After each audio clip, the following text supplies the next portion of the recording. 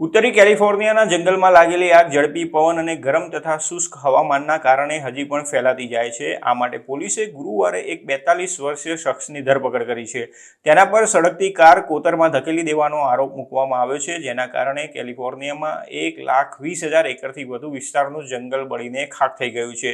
Bird County District Attorney Michael L રામસેએ એક નિવેદનમાં જણાવ્યું હતું કે કેલિફોર્નિયાના ચિકોનો રોની ડીન સ્ટાઉટ બપોરે 3 વાગ્યાના થોડા સમય પહેલા બીડવેલ પાર્ક સ્વિમિંગ હોલ પાસે એક ગલીમાં આગ લાગેલી કારને ધક્કો મારતો જોવા મળ્યો હતો। કાર લગભગ 60 ફૂટ નીચે કોતરમાં પડી હતી અને સંપૂર્ણપણે બળી ગઈ હતી। તેના કારણે ઊભી થયેલી જ્વાળા ફેલાવાના કારણે પાર્કમાં આગ લાગી છે।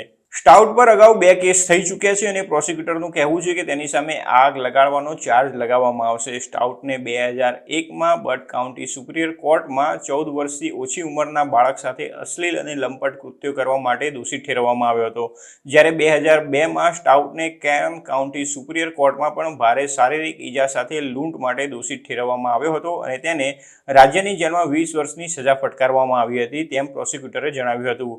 અધિકારીઓએ જણાવ્યું હતું કે તેણે કારને ગલીમાં ધકેલી દીધા પછી સ્ટાઉટને વિસ્તારમાં રહેલા અન્ય નાગરિકો સાથે જતો અને ઝડપથી ફેલાઈ રહેલી આગમાંથી ભાગીને શાંતિથી વિસ્તાર છોડીને જતો જોવા મળ્યો હતો। રામસેએ જણાવ્યું હતું કે સ્ટાઉટની ધરપકડ માટેનું વોરંટ ગુરુવારે સવારે જારી કરવામાં આવ્યું હતું।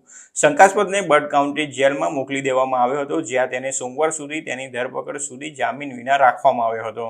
બીજી તરફ પાર્ક ફાયરની વાત કરીએ તો સમગ્ર કેલિફોર્નિયા અને પશ્ચિમના જંગલોમાં આગ ભભૂકી ઉઠી છે અને અત્યંત ગરમ તાપમાન તથા તીવ્ર પવનના કારણે આગ ઝડપથી ફેલાઈ રહી છે, જેના કારણે હવાનું પ્રદૂષણ થઈ રહ્યું છે અને લોકોને સ્થળાંતર કરવું પડી રહ્યું છે। કેલિફોર્નિયાના ગવર્નરે શુક્રવારે પાર્ક ફાયરના પ્રતિભાવમાં બટ અને તેહામા કાઉન્ટીમાં કટોકટી જાહેર કરી હતી।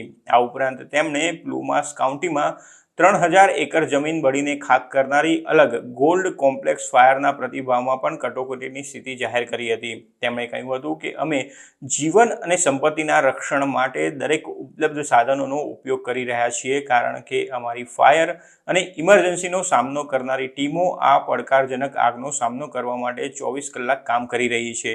આ સાથે તેમણે લોકોને સલામત અને સાવચેત રહેવાની પણ વિનંતી કરી છે।